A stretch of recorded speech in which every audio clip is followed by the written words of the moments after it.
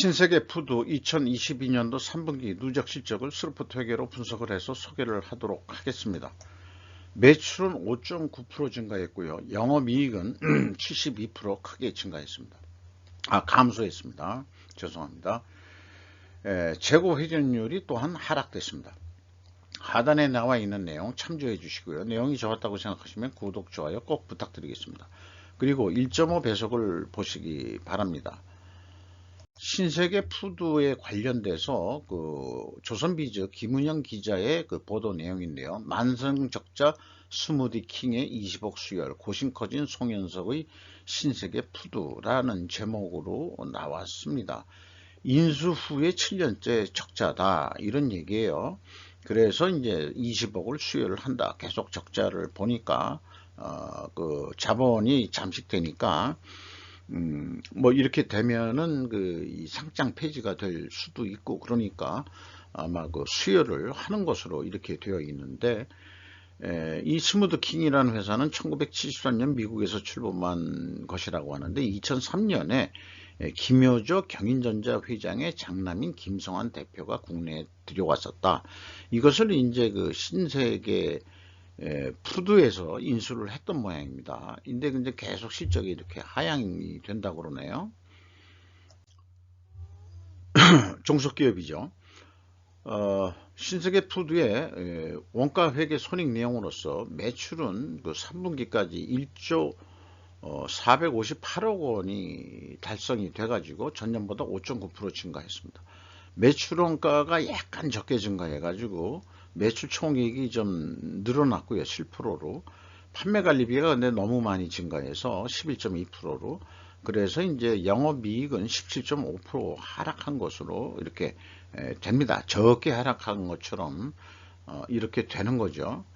뭐 이런 걸 봐서라도 매출 원가가 이게 내려갔는데 꼭 원인을 보면은 판매 관리비가 너무 증가했다. 그러니까 이 원가 계산을 보고서는 영업은 잘했는데 결국 우리가 비용이 너무 많다, 이런 식으로 이제 분석을 하게 될 거예요. 그러니까 아마 이런 식으로 해서 이익을 내자 그런다면 또 사람 자를 머리를 돌리는 게 이제 원가 회계에서 습관이 된 사람들의 사고방식이 뭐 분명히 작동할 겁니다.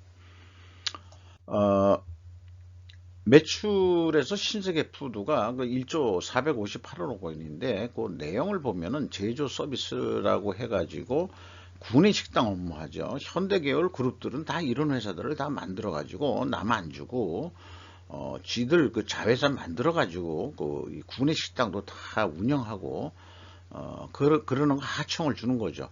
이런 분야까지 꼭 이 돈 있는 재벌 기업들이 해야 되느냐? 뭐 중소기업, 중견기업 발전을 위해서라도 이런 데서는 좀 참여 안 하는 게 좀 이게 속된 말로 일본 말로 가오가 좀 쓰지 않을까, 저는 그렇게 생각을 하는데, 격이 있지 말이죠. 격이. 그런 생각을 좀 해보게 됩니다. 그런 것까지 다 싹쓸이 하니까는 일반 개인들이 어떻게 창업을 해서 먹고 살 돈이 분야가 별로 없어요. 우리나라 같은 경우에는. 그게 좀 문제로 보입니다. 뭐 매입 유통의 매출액 비중이 더 높네요. 그 대신 그다음에 이제 기타가 있고 그렇습니다. 그 이제 종속기업의 세링스푼이라는 게 있고 스무드 킹이 있는데 여기 매출액도 얼마 되질 않습니다. 네, 이런 식으로 되어 있네요. 스루프 손익으로서 매출에 비례하는 매출 재료비는 12.4% 크게 증가했습니다. 그리고 스루프 환산 재고로도 72% 크게 증가했습니다. 이렇게 봐가지고 이 원재료 가격과 또 상품 매입 가격이 크게 상승했을 거라고 일단 여기서도 일전 추론이 할 수 있겠습니다. 스루프 회계는 그래서 조금 더 분석이 용이하다 이렇게 말씀드릴 수 있겠고요. 운영 비용은 1.8%밖에 증가를 안 했습니다. 그러니까 아까 판매 관리비 증가 11.2% 증가해서 그게 영업 이익이 그게 감소하는 원인이라고 그렇게 따져가지고 사람 자르는 책상을 하는 게 아니고 이걸 통틀어서 보면은 1.8%뿐이 증가를 안 했으니까 문제의 근본 원인은 위에 있는 거죠. 매출 재료비가 크게 증가했다는 게 원인이니까 이거를 어떻게 해결을 해야지 이게 손댈 수 없는 거다. 원재료 가격이 크게 오르는 거는 우리는 그런 상태에서 영업을 해서 어떻게 이익을 내는 게 기업 경영이지 무조건 이거 뭐 저기 이 운영 경비를 운영 비용을 절감한다고 뭐 삭감한다고 해서 이익이 나는 그런 책상을 벗어나야 된다. 이런 말씀을 좀 드릴 수 있겠고요. 슬픈 영업이익이 56억 원으로서 72% 하락을 했습니다. 원가 회계보다는 뭐 50% 이상 더 하락을 한 거죠. 거기다가 그 원가 회계 영업이익보다 120억 원이 적은 수치입니다. 이것은 가공비 배부 재고자산이 크게 증가했기 때문입니다. 재고자산 내역을 보면은 WCAI 가공비 배부 재고자산이 352억 원이나 크게 증가했는데 특히 상품이 334억 원이 크게 증가했습니다.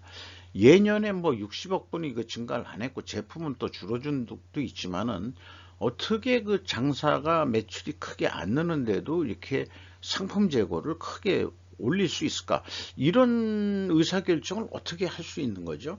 매출 추이를 보면서 상품을 더 구매할 거냐 아니면 상품 구매액을 좀 줄여라 뭐 이런 식으로 해야 되는 건데 왜 이렇게 올렸을까 하는 게 의문이 됩니다. 물론 이제 여기서 보면은 연말에는 이제 재고가 조금씩 주는 거로 이렇게 되어 있어요. 그러니까 올해 연말에도 좀 줄 거로 예상이 되긴 됩니다. 저는 요게 이제 화면이 약간 현재 이제 됐네요.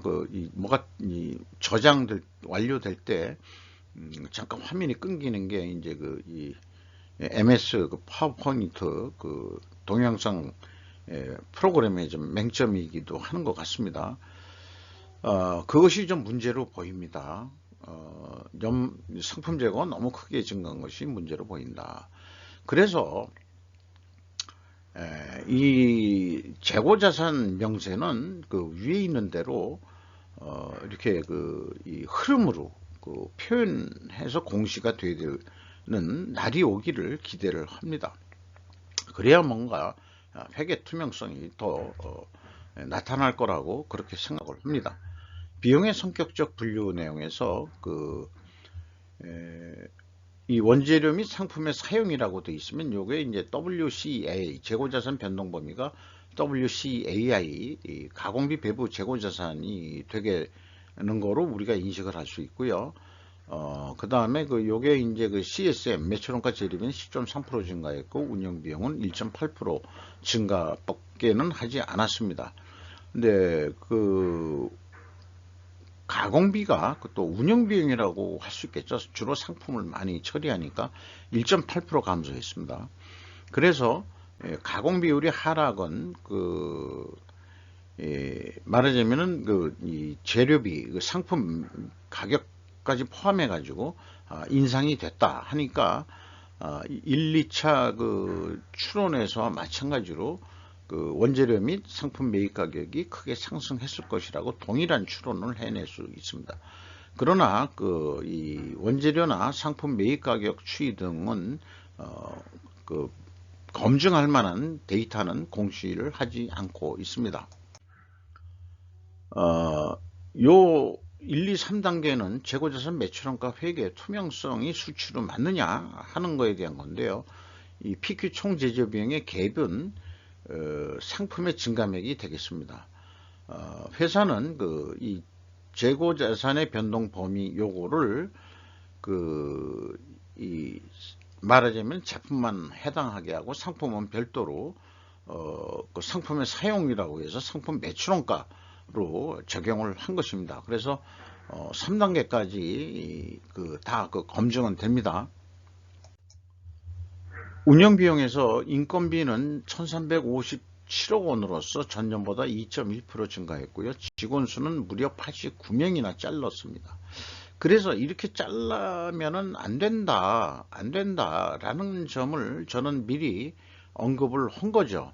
운영비용이 1.8%뿐이 증가를 안 했는데 문제는 다른 데 있는데 왜 그 문제를 그 비용이 많이 나간다는 거로 해서 사람부터 자르냐. 이게 좀 문제라고 봅니다. 임금 인상이 뭐 상대적으로 됐다 그래도 연봉 한 4,260만 원뿐이 안 되거든요. 이 정도 그 소기업 정도의 그 이 수준의 월급을 주면서 뭔 이익을 나기를 바라는지 이해를 못 하겠어요. 인적 자원들이 고급 인적 자원들이 신세계 푸드 같은데 들어올지를 모르겠습니다. 이 정도 월급 가지고는 양질의 그 인적 자원을 저는 확보할 수 없다고 그렇게 봅니다. 지급 수수료가 0.6% 증가했네요.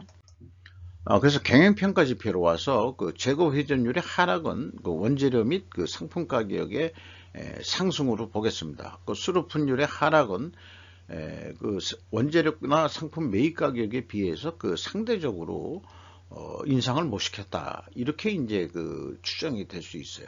그러나 입증 데이터는 확인 불가합니다. 그래서 제 생각에는 상품 매입액이 증가한 것이 무슨 이유로 그런 의사결정을 했으며 매입 단가가 적합하게 시장 가격에 의해서 제대로 샀는지 이런 거 구매 가격이 말하자면 남들 그 구매하는 가격하고 어떤지 비교를 해서 이 회사가 이상하게 그 구매 쪽에서 비싸게 산다든지 이런 것도 한번 검증을 들어가 봐야 될 겁니다. 그런 것은 무슨 감사를 좀 해봐야 되겠죠. 어쨌든 그 재고 회전율 하락과 수르프율의 하락이 동일 방향일 경우에는 투명하게 가정을 하는데 이 경우 원재료 가격 상승과 제품 판매 가격 상대적 하락 데이터를 확인해야 되는데 확인을 못했죠.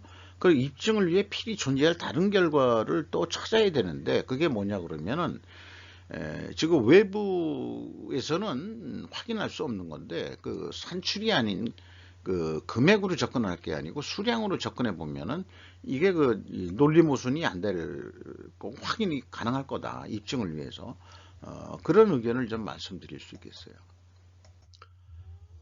원가회계 손익으로서 3분기 실적을 토대로 연말까지 예측을 하면은 이게 어떤 그 B2B 납품 거래라고 보면은 130만 원에 무슨 이번에 그 무슨 식당 구내 식당에 무슨 어떤 계약을 한다 어떤 단가를 이렇게 되면은 57,285원이 남는 거로 돼 있는데 재고가 무려 50% 증가하는 거로 했거든요. 실질적으로는 65%가 증가했는데 연말에는 조금 재고를 줄이는 거로 나왔으니까 50%까지만 증가할 거다 이렇게 봤는데 이러면은 뭐 계획상으로는 22,000원 남는 건데 57,000원 남으니까 아유 만족 해가지고 이렇게 된다 이거예요.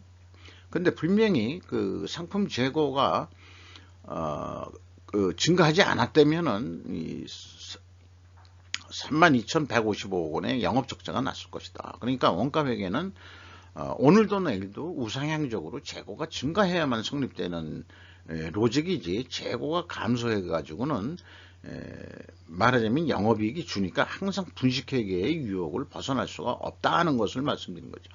그래서 난 회사가 나쁜 게 아니고 원가회계의 로직 자체가 문제가 있기 때문에 그런 그 분식회계의 유혹에 빠지게 된다는 점을 계속 강조드리고 싶습니다.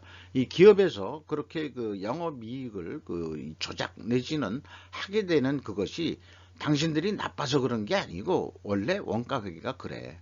그러니까 원가회계가 문제가 있는 거지 회계상으로 보면 제약이 뭐냐 그러면은요 원가회계입니다. 그 제약이론 경영에 의한 스루프트 회계를 소개하고 있는 건데 이것이 어떤 그 시스템적으로 제약이 뭐냐 그런다면은 회계상으로는 원가회계가 제약이다. 저는 그렇게 말씀드릴 수 있겠어요. 그래서 요 표는 뭐 항상 이 왼쪽이 원가회계 문제점 말씀드리는 거고 대안을 제시하는 거고요. 그래서 그 대안으로서 스루프트 회계로도 뭐 한 130만 원에 계산이 됩니다. 그러나 스루프상으로는 288원 영업 적자, 뭐 손익분기점 수준이 돼버리는데요. 그래도 그 판매 가격은 뭐 더 올리지 못하더라도 재고 회전율을 6.7% 정도는 노력을 하면 좀 더 될 수 있지 않겠냐. 그러면은 한 147만 5천 원 매출 효과를 올린다면은 7만 6천 원 남는다. 이것이 이제 그 합리적인 그 어떤 그 접근 방식 아니겠느냐. 그래서 지금 1년에 뭐 신세계 푸드가 한 12회전 이상 하는데 13.3회전 더 올려라.